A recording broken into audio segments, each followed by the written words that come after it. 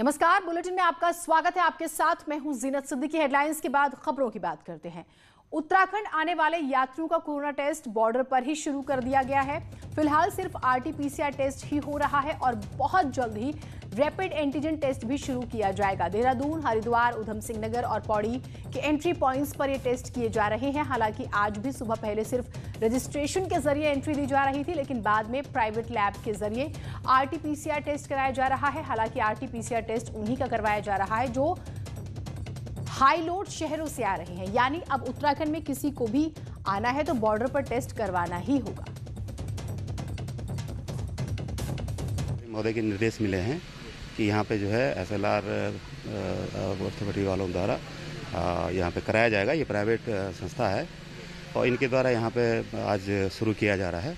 अभी स्टार्टिंग है तो देखो आज से यहाँ पे काम प्रारंभ हो जाएगा। किन लोगों का टेस्ट होगा? कुछ जो लोग हाई जोन से आ रहे हैं तो उन लोगों का यहाँ पे टेस्ट होगा। क्या दर होंगे? इसकी 2400 रुपये रखी है।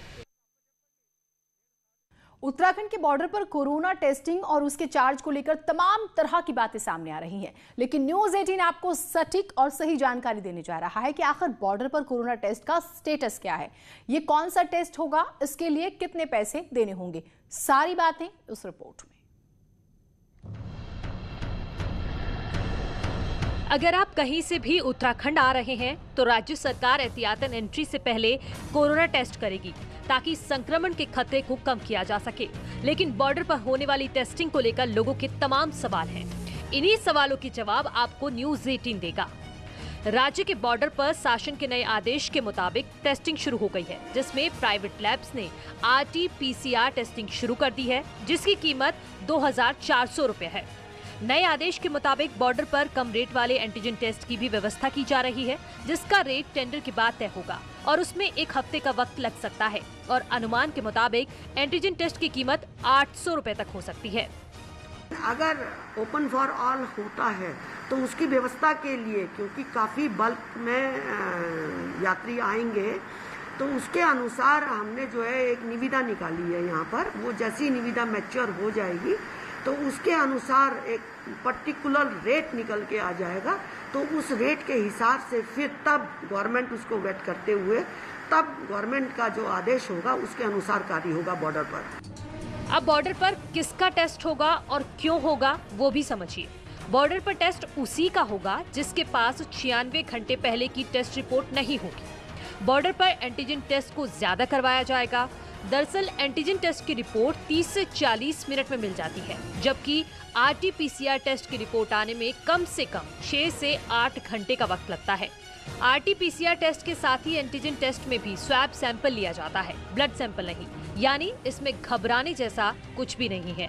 साफ है, उत्तराखंड में कोरोना का संक्रमण तेजी से फैल रहा है और इसी खतरे की रोकथाम के लिए सरकार बॉर्डर पर ही बचाव के इंतजाम करना चाहती है, ताकि बॉर्डर पूरी तरह खुलने पर महामारी बड़ी मुसीबत न बने। न्यूज 18 के लिए देहरादून से दीपांकर भट्ट की रिपोर्ट। बड़ी खबर देहरादून से भी आ रही है। कोरोना संक्रमण के बीच आपको बता दें कि 23 सितंबर से शुरू होने जा रहे विधानसभा के मानसून सत्र की बात करेंगे। विधानसभा भवन के बजाय सचिवालय स्थित वीर चंद्र सिंह गढ़वाली हॉल में आयोजित किया जा सकता है। इसके लिए 17 सितंबर को मुख्यमंत्री और विधानसभा अध्यक्ष सचिवालय स्थित विश्वकर्मा भवन के वीर चंद्र सिंह गढ़वाली हॉल का निरीक्षण करेंगे। विधानसभा के मौजूदा भवन में जगह कम होने के कारण सोशल डिस्टेंसिंग के साथ सभी विधायकों के लिए बैठने के लिए स्पेस बनाने में दिक्कतें आ रही थी। पिछले दिनों मुख्यमंत्री और विधानसभा अध्यक्ष विधानसभा मंडप का निरीक्षण भी उन्होंने किया था।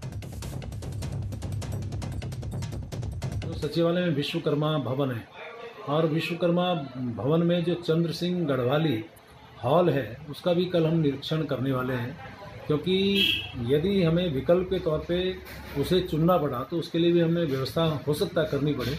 तो इस नाते माननीय मुख्यमंत्री जी के साथ कल उस भवन का भी, हॉल का भी हम लोग निरीक्षण कर रहे हैं।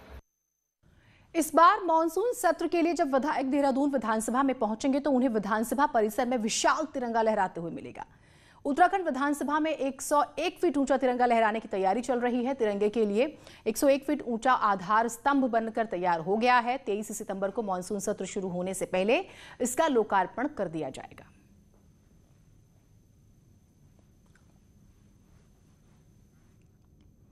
उधर कोरोना के बढ़ते मामलों ने व्यापारियों की फिक्र बढ़ा दी है। व्यापारियों को इस बात का डर सता रहा है कि कहीं इसी तरह मामले बढ़ते रहे तो आने वाले त्योहारी सीजन में सरकार लॉकडाउन करने को मजबूर ना हो जाए। इसी वजह से व्यापारी चाहते हैं कि श्राद्ध के बाद आ रहे मलमास में ही वीकेंड लॉकडाउन लागू किया जाए ताकि त्योहारों तक हालात ठीक हो सके। देहरादून के व्यापारियों ने इसे लेकर पहले सीएम और फिर डीएम से मुलाकात की। कि हम सुबह मुख्यमंत्री से मिले, अभी डीएम साहब से मिले। हमारा चिंता ये है व्यापारियों की कि जिस तरह कोरोना का ग्राफ बढ़ता जा रहा है तो इसी समय कुछ ऐसा करा जाए कि ये कट लग जाए इस पे, जिससे आगे त्योहार के सीजनों में ऐसा ना हो। पर गवर्नमेंट गाइडलाइन अब जो भी हमारा MHA की गाइडलाइन है उसके अनुसार अब कोई भी इस तरीके से गवर्नमेंट लेवल से कोई भी ऐसे आदेश जो है वो नहीं होने हैं अनलॉक 4 में। लेकिन उनका चूंकि अपना निर्णय है तो ये अगर वो केसेस को देख करके केसेस के वजह से अपनी सेफ्टी के लिए, समाज की सेफ्टी के लिए कोई निर्णय करते हैं तो वो करने के लिए स्वतंत्र हैं। पिथौरागढ़ ट्रेजरी के कर्मचारियों के कोरोना संक्रमित होने से ट्रेजरी को भी संडे तक बंद कर दिया गया है। ट्रेजरी के 2 कर्मचारी कोरोना जांच में पॉजिटिव पाए गए। पॉजिटिव आए कर्मचारियों में से एक बीते दिनों देहरादून से लौटा था। ट्रेजरी के बंद होने से सभी विभागों के काम खासे प्रभावित होने की आशंका है। इससे पहले विकास भवन को भी कोरोना संक्रमण के कारण बंद कर दिया गया था। पिथौरागढ़ ट्रेजरी में 2 लोग पॉजिटिव पाए गए हैं, जिसके बाद जो है ट्रेजरी को 3 दिन के लिए बंद कर दिया गया है। शनिवार को ट्रेजरी के सारे लोगों की फिर से जांचें करी जाएंगी और सोमवार से ट्रेजरी को पुनः खोल दिया जाएगा। उत्तराखंड में लगातार कोरोना केस बढ़ रहे हैं और पौड़ी में 2 अधिकारी इसे लेकर आमने सामने आ गए। पौड़ी के ACMO ने इसे कम्युनिटी स्प्रेड बता दिया। कहा 1200 से ज्यादा केस हैं, जिसमें 500 से ज्यादा तो एक्टिव केस हैं। हालांकि वही CMO ने कम्युनिटी स्प्रेड को मानने से इनकार कर दिया। कहा विभाग की इस पर नजर है।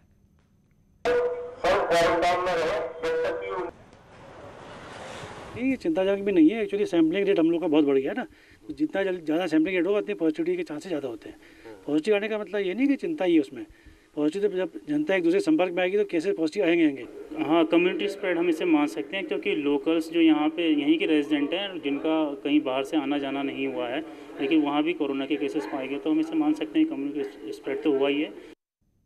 और अब जनता के लिए अच्छी खबर। मुख्यमंत्री त्रिवेंद्र सिंह रावत ने जनता के लिए अपनी सरकार नाम से पोर्टल बनाने के निर्देश दिए हैं। अब ई-डिस्ट्रिक्ट के सभी सर्विस इसी पोर्टल के जरिए मिलेंगी। सीएम ने कहा है कि सेवा के अधिकार के तहत आने वाली 243 नोटिफाइड सर्विसेज को 3 महीने में ऑनलाइन किया जाए, जिससे जनता को घर बैठे ही ये सर्विस मिल सके। मुख्यमंत्री ने कहा है कि जरूरी है कि कोरोना के बीच लोगों को घर से ना निकलना पड़े। वो ये भी कहते हैं कि सेवा के अधिकार के तहत हर महीने मुख्य सचिव काम की समीक्षा करेंगे, जबकि हर 2 महीने में वो खुद समीक्षा करेंगे।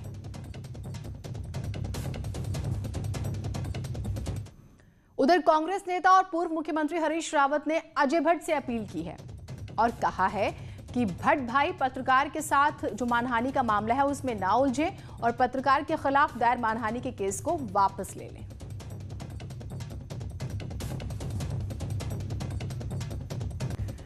बॉर्डर इलाकों पर चीन को चित करने का खाका तैयार हो गया है। संचार सुविधाओं से महरूम पिथौरागढ़ के बॉर्डर इलाकों को कनेक्टिविटी मिलने जा रही है और यही नहीं, विधायक निधि को इसमें शामिल करते ही बॉर्डर के विधायक धामी ने पिटारा भी खोल दिया।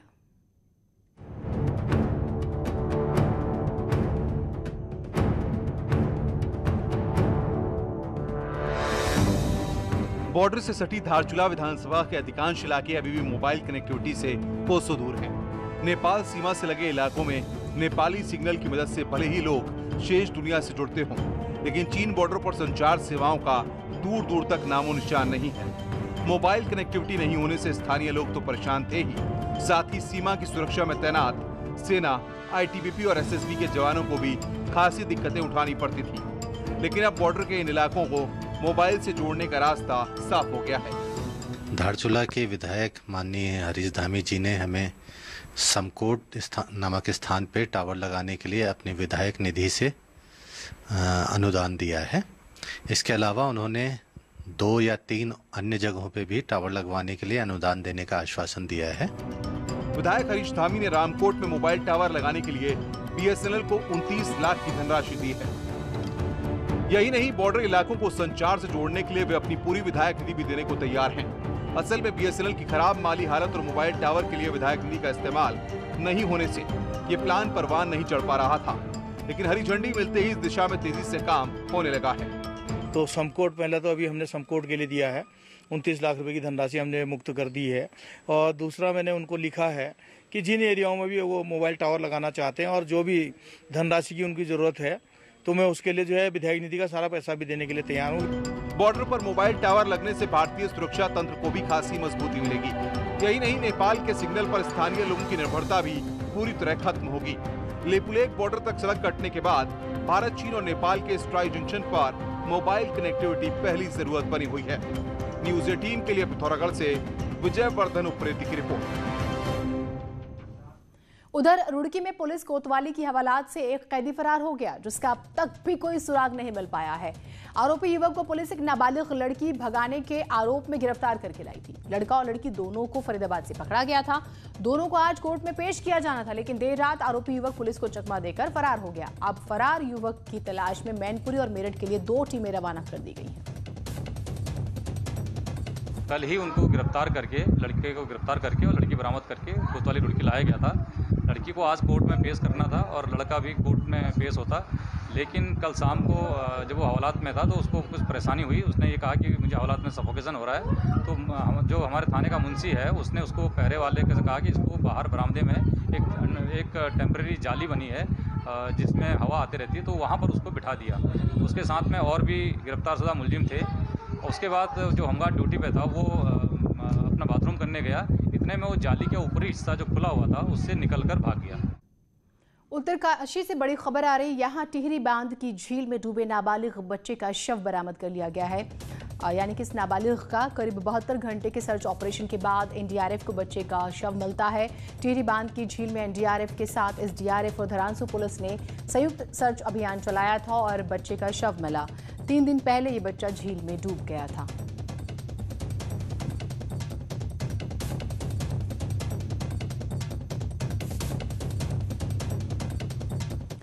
खबर चमोली से है। यहां बद्रीनाथ से बीजेपी विधायक महेंद्र भट्ट और उनके समर्थकों पर स्थानीय लोगों से मारपीट का आरोप लगा है और इसका वीडियो भी सोशल मीडिया पर वायरल हो रहा है। विधायक महेंद्र भट्ट बीजेपी जिला अध्यक्ष रघुवीर सिंह के साथ लासी गांव गए थे और यहां पर एक प्रतीक्षालय में बैठे थे और इस दौरान स्थानीय लोगों से उनकी समस्याओं पर बात हो गई और लोगों ने भी बात की और इस दौरान किसी बात पर विधायक जी नाराज हो गए, उठकर युवक की तरफ आए। हालांकि महेंद्र भट्ट ने तो वहां पर कुछ नहीं किया, लेकिन विधायकों के समर्थकों के साथ लोगों की झड़प हुई और काफी देर तक हंगामा हुआ। स्थानीय लोगों ने मारपीट का भी आरोप लगाया। वीडियो फेसबुक पर भी लाइव किया जा रहा था, जिसके बाद ये वायरल हो गया।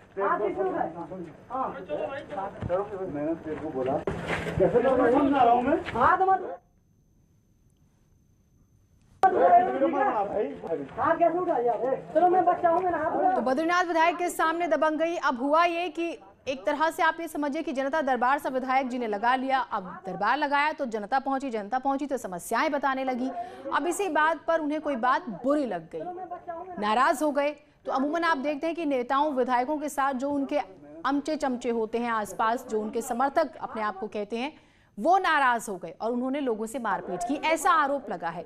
और हुआ ये भी कि जिस वक्त ये समस्याएं सुनी जा रही थी तो फेसबुक लाइव किया जा रहा था, यानी कि ये जो पूरा मामला था, जो भी वहां पर हो रहा था, वो लोगों ने भी देखा और अब ये वायरल हो रहा है। तो विधायक समर्थकों पर मारपीट का आरोप लगा है स्थानीय लोगों से, उन लोगों से जो अपनी समस्याएं बता रहे थे और जिस बात पे विधायक जी नाराज हो गए। हालांकि वो प्रॉपर क्या बात थी, क्या बदमिजाजी हुई या फिर किसी मुद्दे पर, ये अभी क्योंकि आरोप आए हैं तो जांच का विषय है, लेकिन दबंगई समर्थकों की आप देख सकते हैं।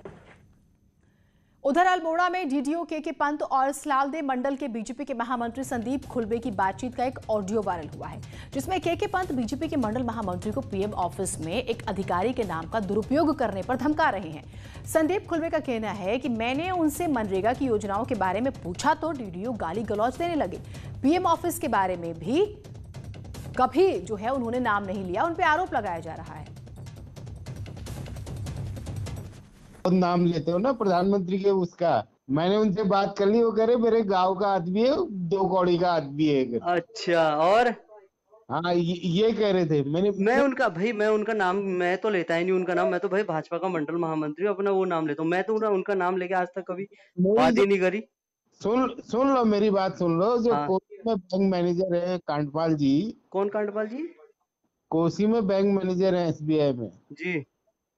उनसे मेरी बात हुई थी, उनने मेरी बात कराई थी। हाँ, नंबर भेज दो, मेरे पास भी है नंबर, में भेज दो आपको। सुन लो मेरी बात सुन लो। हाँ। ऐसे तुम उस आदमी को बदनाम मत करो भाई। वो आदमी भाई साहब एक मिनट आप बताइए, मैंने कब आपसे उनका नाम लेके वो करा? उनका नाम मत लो। नहीं, मैंने आपसे कब कहा मैंने उनके बोल रहा हूँ करके? मैंने तो जब भी बोला अपना प्रधान का परिचय दिया और भाजपा का महामंत्री का परिचय दिया। कब दिया मैंने आपको ये जो आप बोल रहे हैं? सुन अच्छा आगे मारो। और अब वीडियो, ये ऑडियो माफ कीजिए, आप सुन रहे थे और इसके बाद अब बहुत सारे सवाल जवाब होंगे। छोटे से ब्रेक के लिए रुक रहे हैं, कहीं मत जाइएगा।